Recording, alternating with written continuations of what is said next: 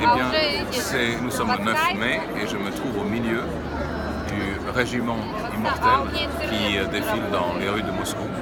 Je pense qu'il y a des centaines de milliers de personnes autour de moi, peut-être 1 million.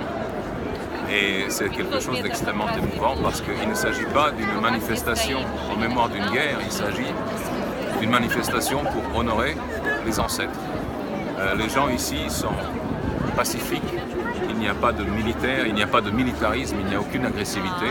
Les gens viennent pour se souvenir de ceux qui sont morts à la guerre, la grande guerre patriotique, ou bien qui tout simplement sont revenus et qui étaient leurs ancêtres, qui sont morts par la suite. Et chacun porte une photographie de son grand-père, de son père, de quelqu'un de sa famille, et beaucoup de femmes aussi.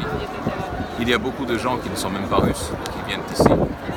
Et c'est une manifestation qui a spontanément commencé dans une des villes, à Tomsk, en Sibérie, dans une des villes de Russie, il y a quelques années, qui s'est étendue jusqu'à l'ensemble du territoire, jusqu'à Moscou, évidemment, où il y a 1 million de personnes qui défilent, dans un calme et un esprit totalement pacifié.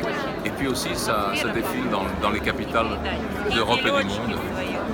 Et c'est un événement unique, c'est une vraie réunion de famille, mais d'une famille aussi vaste que la Russie et aussi vaste que le monde. Parce que c'est une même cause qui rassemble ces gens et beaucoup de résistants aujourd'hui, 50 ans plus tard, 70 ans plus tard.